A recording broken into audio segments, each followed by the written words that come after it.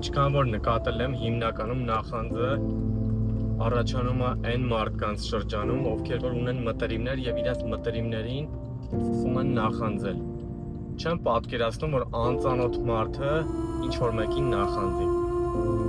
Պատկերացնում եմ միշտ այսպես, որ մտերիմը մտերիմին կարող է նախանձել։ Այսինքն մեզ նախանձողները հիմնականում մեր մտերիմներն են։ Եվ հետևաբար հաշվի առնելով այս փաստը ուզում եմ բոլորիս կոչ անել, սկսած ինձնից։ Եկեք չնախանձենք